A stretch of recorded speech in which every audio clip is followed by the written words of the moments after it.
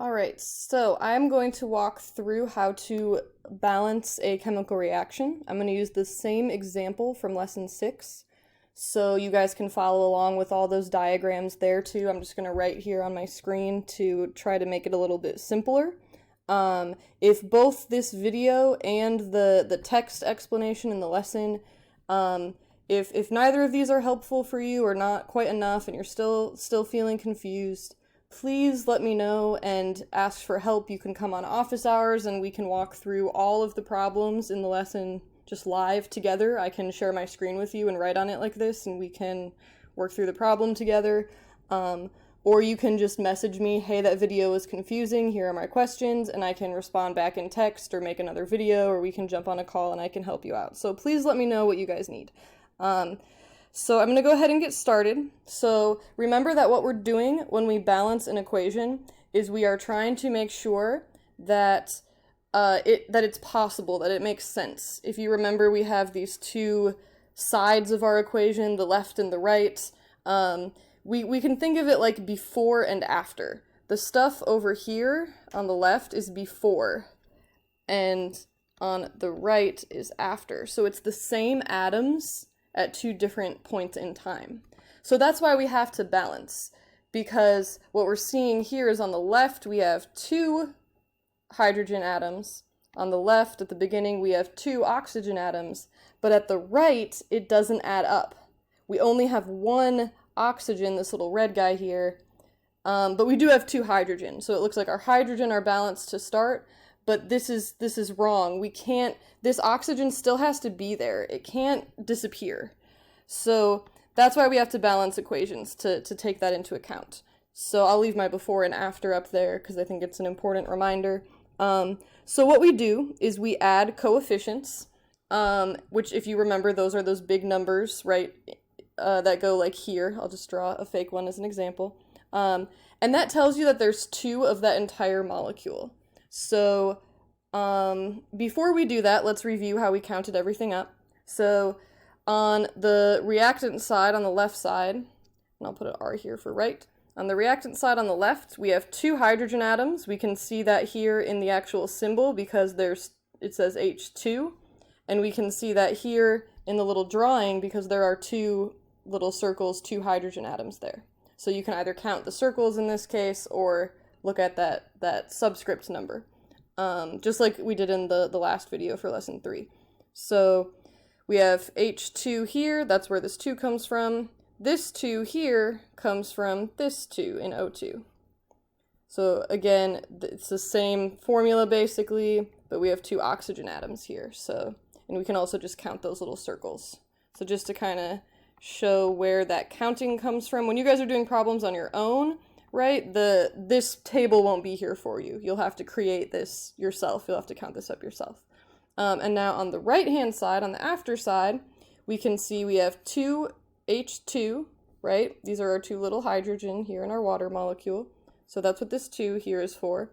And then there's no number next to O, so that means that there's just 1.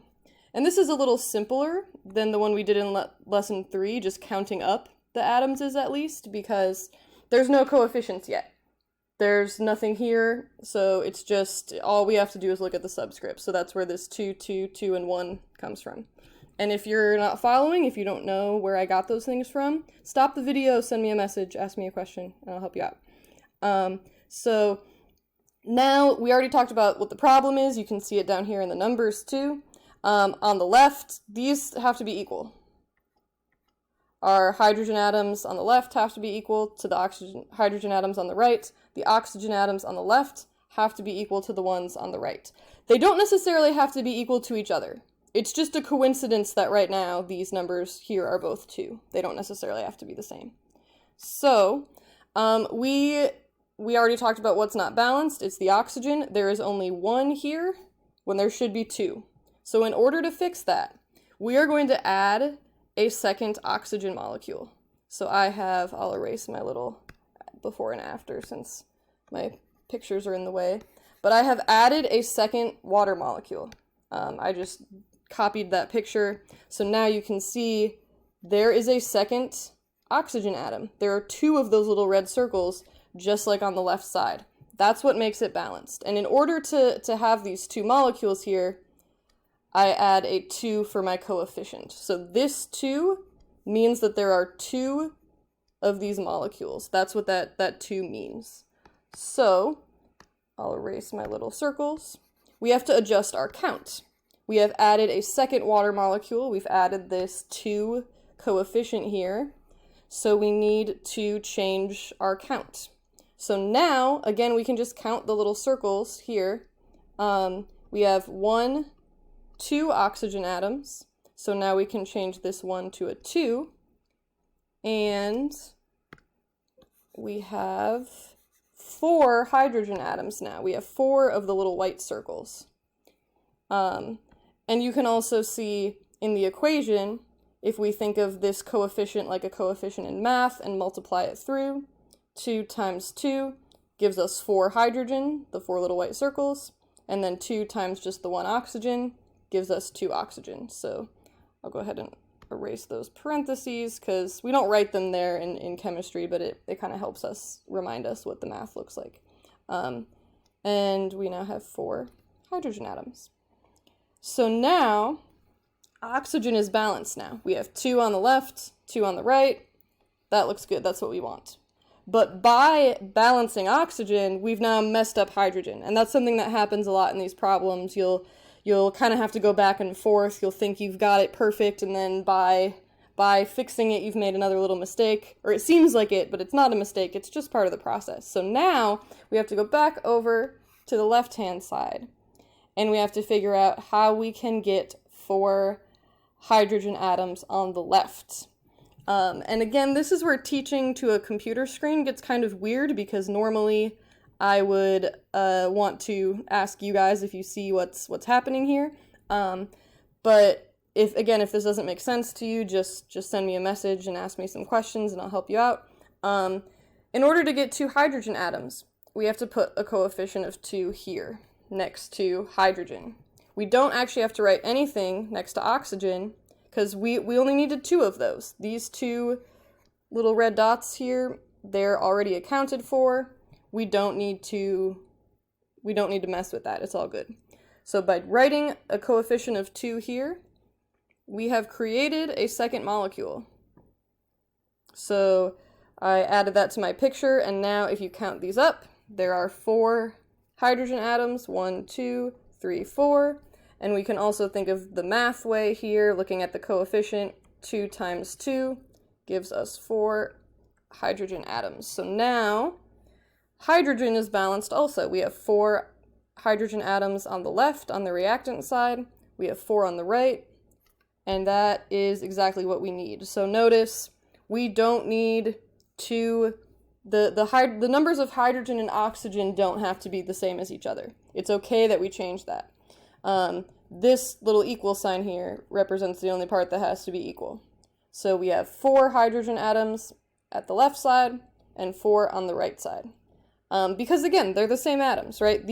So what happens when we make water out of hydrogen and oxygen is this oxygen here would split apart, and then each of these would grab 2 hydrogen atoms, and that's how we make these 2 water molecules we have on the right-hand side. So I know I've kind of scribbled all over my page here. I'll get rid of some of this extra mess so you can kind of see better what the final product looks like. So that is our correct balanced equation. So if we were just writing out the coefficients in your assignment, you can't write, you can if you want to, you can just write it out on paper and message it to me, take a picture and send it to me. But if you want to use the form that'll grade you and let you know if you're doing it right away, I'm going to have you guys type out your answers like this. So you'll just write 2, 1, 2. Remember that you can either have 1 or just leave it blank next to the oxygen. I'll go ahead and write a 1 in there because there's 1 of those molecules. So this is what your answer will look like when you write it into your assignment. So that is it. I can do more of these for the other problems in your homework. If that is helpful, I can do this live. If that is helpful, I know not a lot of people have watched videos I've made so far, so if you're If you're good, that's fine, but if you feel like this is confusing and you need more help, let me know and I can walk you through some more problems. So have a good week. This is your only assignment this week. I know there's 2 parts to it, but this is it. So take your time, and whenever you get stuck, just ask me for help. I'm here. I miss you guys. I will see you later.